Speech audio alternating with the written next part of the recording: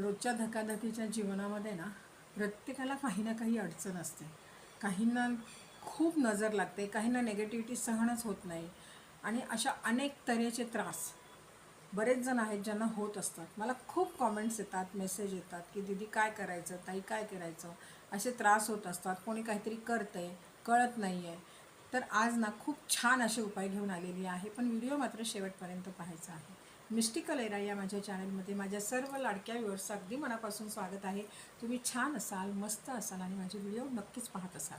तर मंडळी, ज्यांना खूप त्रास होतो, कुठे गेलं, नेगेटिव्ह जागी गेलं की त्यांचं डोकं खूप जड होतं किंवा घरी आल्यावर इतकं डोकं जड होतं आणि इतकं दुखतं ना, किंवा अर्धशिशी त्यांना उठते, म्हणजे अर्धं डोकं दुखायला लागतं आणि खूप वेळा असं होतं की त्यांचं अंग जड होऊन जातं. तर अशा वेळेस काय करायचं? तर अशा वेळेस ना मंडळी, की माझ्या बऱ्याचशा व्हिडिओंमधनं, मी माझ्या अमावस्या पौर्णिमेच्या बऱ्याचशा व्हिडिओंमधनं काय काय सांगितलेलं होतं की हे करा, ते करा, पण बरेच जणांना ते तितकंसं नाही कळलं. तर आज खास हा व्हिडिओ मी त्यासाठी बनवत आहे की नेमकं छायादान म्हणजे काय.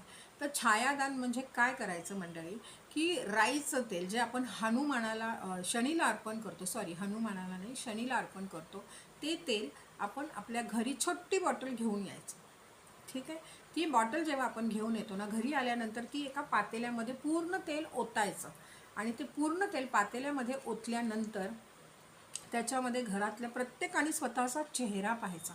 बरं, चेहरा नुसता पाहायचा का? तर नाही. चेहरा पाहताना आहे ना, जितक्या अडचणी, जितके नेगेटिव्ह थॉट्स तुमच्या डोक्यात आहेत ना, ते तुम्हाला तुमच्या थर्ड आयमधून त्या तेलामध्ये टाकायचेत. म्हणजे कसं, उचल घे आणि टाक असं होत नाही. असा विचार करायचा की आपण त्या तेलामध्ये ते सगळ्या अडचणी आपल्या सोडून देतोय, हा विचार करायचा आणि पूर्ण ते आपले विचार त्या आपल्या छायेमध्ये टाकून द्यायचे. ते झालं की याला एक वेगळ्या पद्धतीचं खूप छान असं मदतीचं काम करणारं हे तेल तयार होतं तुमच्यासाठी. याला मी छायादान त्यासाठी म्हणते की छायादान का करायचं. तुमची ती छाया असते, त्याच्याबरोबर सगळे नेगेटिव्ह जे काही तुमच्या डोक्यात साठलेले विचार असतात, जे काही बॅड इम्पॅक्ट असतात, ते सगळे त्या तेलामध्ये जातात, म्हणजे आपण सोडतो. आणि जरुरी नाही आहे की प्रत्यक्ष आपण असं सोडत नाही आहे, आपण विचारांनी त्यांना तिथे सोडतोय, तेही काम करतं मंडळी. तर जेव्हा ते तेल सगळं तुम्ही व्यवस्थित सगळे घरातले त्यामध्ये चेहरा पाहून तुमच्या अडचणी त्या तेलामध्ये समर्पित करताना, त्याच्यानंतर ते तेल पूर्ण परत त्या बॉटलमध्ये ओतायचं. शनीच्या देवळात जायचं, अशा देवळात जायचं की तिथे बाजूला मारुतीचंही देऊळ असेल.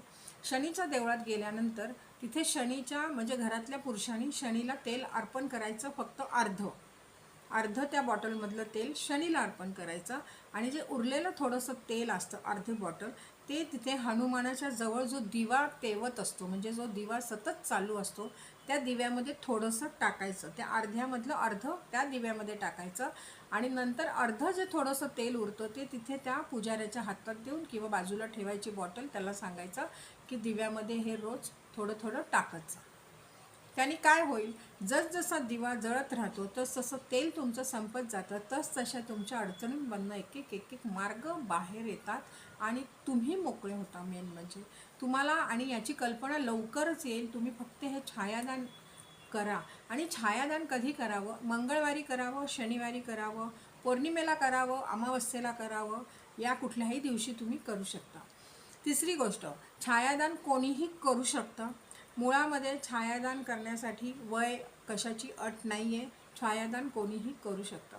राहिला प्रश्न की म्हणजे छायादानाने काय होतं, ते हे मी स्टार्टिंगलाच सांगितलेलं आहे.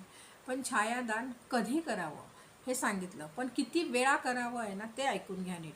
छायादान ॲटलिस्ट महिन्यातनं एकदा तरी निश्चित करावं आणि ज्यांना जमेल त्यांनी महिन्यातनं 2दा निश्चित करावं.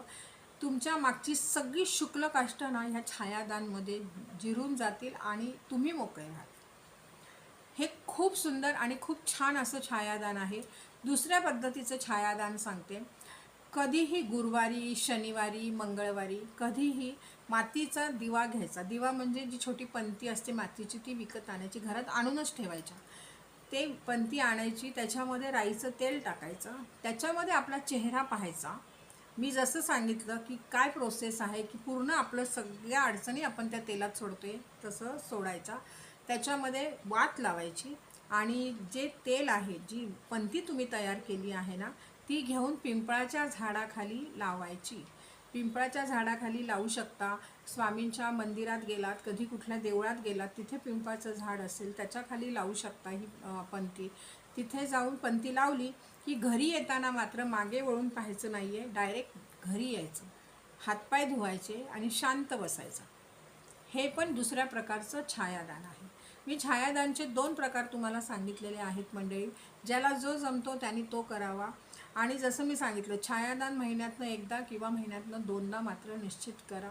सतत आजारी असणाऱ्या माणसाने दर आठवड्याला एकदा तरी निश्चित करा. तुम्हाला त्याचे अतिशय सुंदर परिणाम दिसून येतील. आणि करायला जेव्हापासून मनात जरी आणलंत ना तुम्हाला खूप पॉझिटिव्ह वाटायला लागेल. तुम्ही करून पहा हे.